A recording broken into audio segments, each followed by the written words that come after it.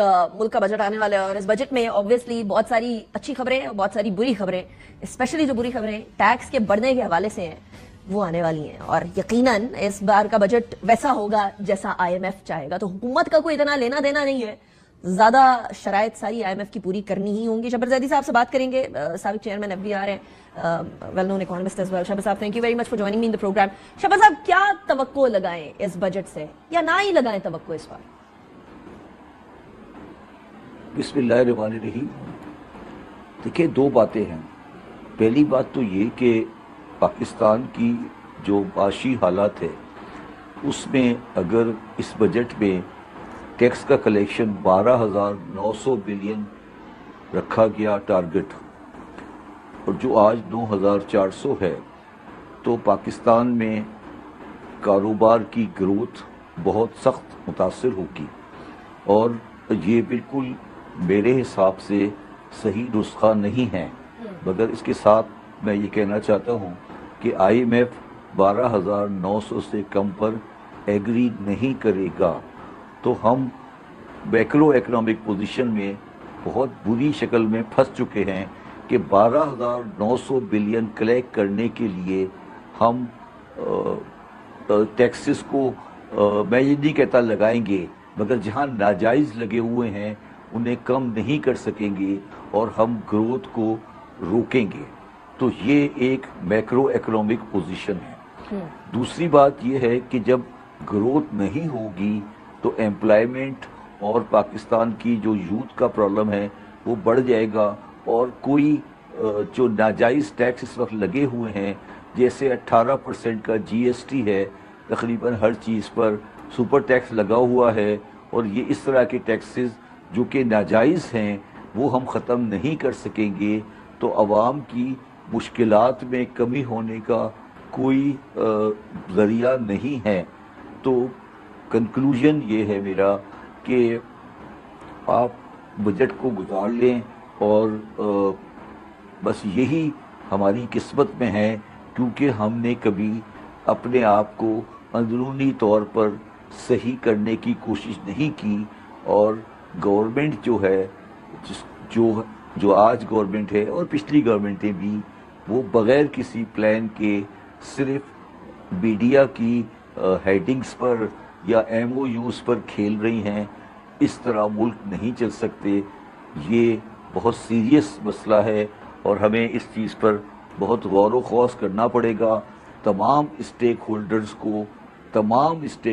को मिल के बैठना पड़ेगा अगर पाकिस्तान को मिलकर बैठने वाली बात जरा मुश्किल लग रही है। I'm sorry, हम करेंगे शॉर्ट, लेकिन सारे पॉलिटिकल स्टेक होल्डर्स का मिलकर बैठना तो मुश्किल नजर आ रहा है। You know why? जिस हुकूमत में आप चेयरमैन FBR थे वो जमात बैठने को तैयार नहीं है बाकी सियासी जमातों के साथ। तो इस टाइम पर वो यूनानिमिटी के इकोनॉमी को कैसे चलाना है वो तो नहीं हमें मिलने वाली। लेकिन आप फरमा रहे हैं कि हमारी अब ये किस्मत ऐसी है, बजट गुजार लें उसके बाद देखेंगे। लेकिन बजट में अनफॉर्चुनेट चीज ये है कि एक बार फिर GST के बढ़ने की बात आ रही है। हमारे यहाँ इनडायरेक्ट टैक्सेस जो लगते हैं वो एक आम गरीब आदमी पर भी उतने ही लगते हैं, अमीर आदमी पर भी उतने ही लगते हैं। GST तो सबके लिए बराबर ही होगा, जितनी चीज खरीदेंगे उसके हिसाब से देंगे। यहाँ एग्रीकल्चर सेक्टर है, यहाँ प्रॉपर्टी सेक्टर है, उनकी तरफ हमारा ध्यान उस तरह जाता नहीं है। रिटेलर्स की अलग कार्टलाइजेशन है, वहां से हम टैक्स कलेक्ट नहीं कर पा रहे हैं। शबर साहब, विल भी तो होनी चाहिए ना, सिर्फ किस्मत के ऊपर तो नहीं डाल सकते सारी चीजें।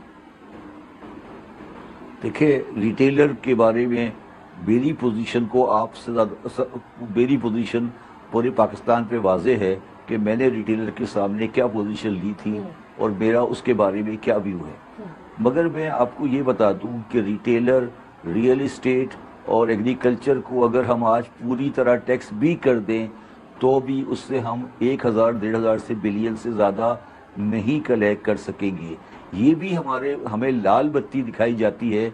जो आपने 3 नाम लिए कि ये इनको टैक्स नहीं करते इसलिए टैक्स का प्रॉब्लम है, ये प्रॉब्लम टैक्स का नहीं है। प्रॉब्लम ये है कि जो हमारे पास इंडस्ट्रीज हैं जो अगर 100 बैटरियां बनाती हैं तो 50 बैटरियां दिखाती हैं।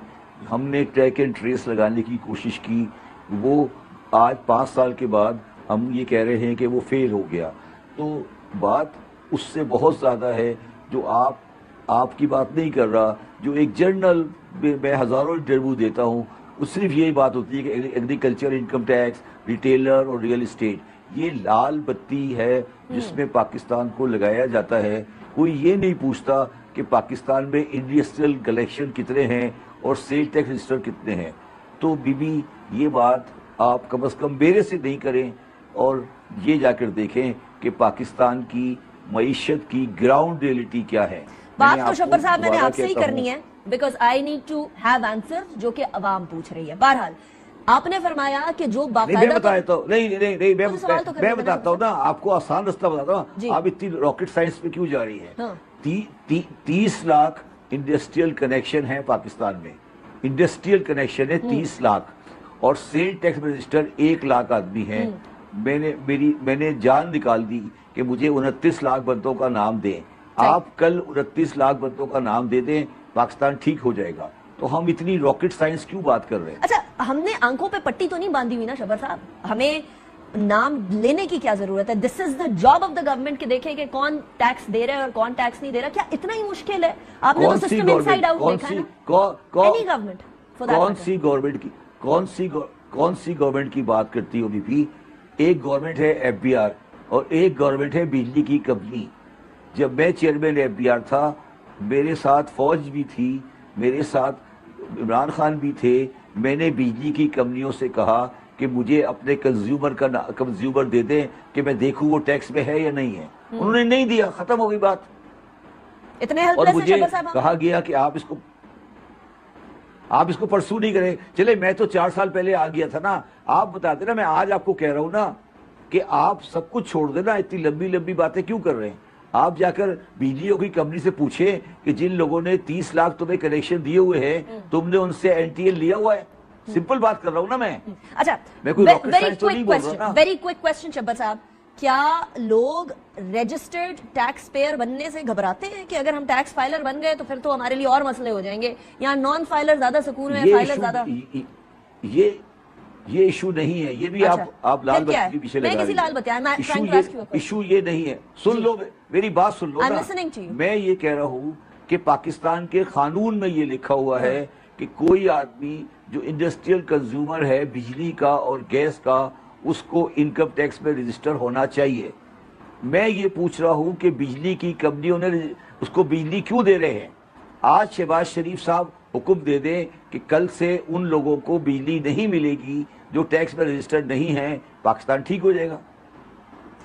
کیا جس ٹائم پر آپ ایف بی آر کو دیکھ رہے تھے یہ پاسبلٹی بھی تھی؟